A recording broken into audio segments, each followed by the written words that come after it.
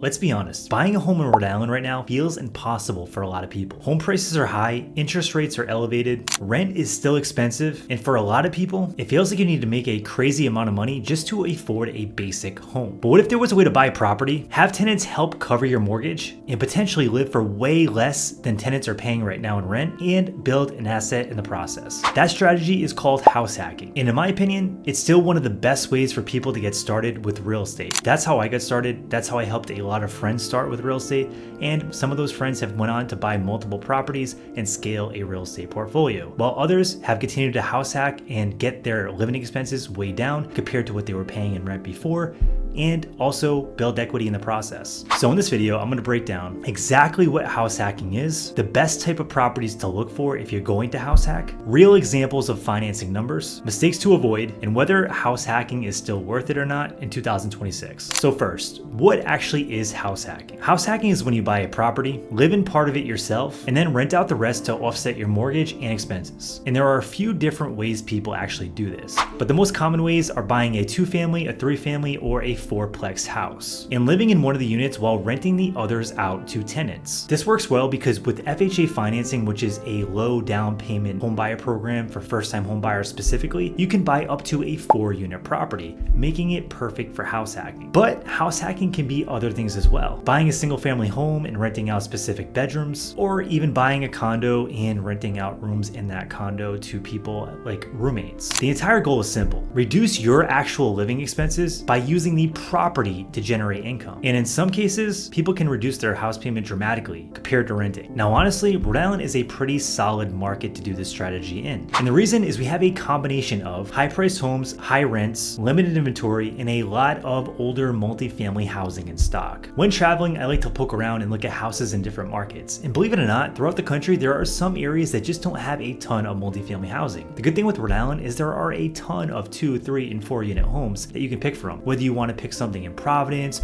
or Warwick or Lincoln and Smithfield, you really have options. Almost every single market in Rhode Island has a section of multifamily housing that you can choose from. And honestly, with how expensive apartments are getting right now, a lot of buyers are realizing if I'm already paying $2,000 to $2,500 a month in rent, maybe I should just own something of my own instead. Now here's the key. Not every property makes a great house hack. Ideally, you want to find properties that have separate utilities. What this looks like in practice is 2 separate boilers, 2 separate electrical meters, but in most parts of Rhode Island, aside from certain sections, you're going to have to pay for the water as the owner. But if you can separate the main utilities, it's usually a good sign and a good indication that this might be a property to look further into. The next things to look out for is strong rental demand in the area. You want to make sure that you pull all the sales comps and really learn if the market is going up in that area, if demand is going up in that area, and also what the fair market rent is, so we can calculate exactly what your house hack is going to look like and how much you should expect to come out of pocket each month with your own house hack. And one other thing not to avoid is the maintenance. Now, this is why we want to double down and get a home inspection, because if you don't watch this piece of the puzzle, this is where house hacking can get a little expensive and sometimes not be worth it. Let me give you an example. If you set up a house hack and everything looks good on paper, you have great numbers, everything looks perfect, but you end up buying a house that has a old boiler, an old roof, and old mechanicals, you might be expecting like, hey, this stuff should last a while. You know, I've heard stories of boilers lasting 40, 50 years, and it might not be a big deal. And on paper, your deal looks really good. But in reality, that boiler can break the second day that you own that house. You have no idea what's going to happen. And if that happens, you're going to have to add an extra bill to go in and repair or replace that heating system. So looking at the entire picture with this strategy is very important, because with renting, when something big breaks, you just call your landlord. But with house hacking, when something big breaks, your tenants are going to call you. So you have to maintain the property and you have to make sure that you have the capital to be able to do that, and make sure that you budget everything for the expenses that are going to come along with being a homeowner. Personally, I think the best place to start for most people is either a 2-family duplex or a 4-unit bigger property. Now, each of them has pros and cons. The duplex is great for somebody that really wanted a single family house, but really just wants to also save money. It gives you the feel of having a single single family house, especially if you can do a side-by-side duplex. It's a lot more private and it feels a lot more like owning a single family house. But on the flip side, I suggest somebody that's more financially motivated and somebody that wants to build a portfolio to go with the 4-unit property. The reason this is important is because you can build a bigger portfolio quicker, and in most cases you're going to save more money having more units contributing to your mortgage. So if you're doing house hacking to maximize your finances and also build a portfolio, definitely lean towards a bigger property like a 3 or a 4 unit. If you're doing it to just basically cut expenses a little bit while still having the feel and the comfort of a single family home that you actually probably wanted but realize that the payments might be too high, then a duplex can be a really good option, and it's one that a lot of people end up going. Now let's talk about financing. How do you actually buy one of these properties? Now this is the part that surprises a lot of people. Many buyers think you need 20% down to buy a multifamily property, but the good news is that's actually not true if you're gonna occupy the property and live inside. For example, an FHA loan allows you to buy a multifamily property up to 4 units with as little as 3.5% down. So let's use real Rhode Island numbers. With FHA, you put 3.5% down on a $600,000 house. Your estimated payments would look something like this. Now, keep in mind, this is just a rough estimate. Every property is different. Every property has different property taxes and things that go along with it and insurance quotes. But I just want to give you a ballpark idea. Your principal and interest would be $34.84. Taxes, let's say roughly $550 a month. Insurance, let's say around $250. PMI, which is your mortgage insurance, this is required in FHA loans because you're putting such a little amount down, which again isn't necessarily a bad thing. It allows you to get into your property,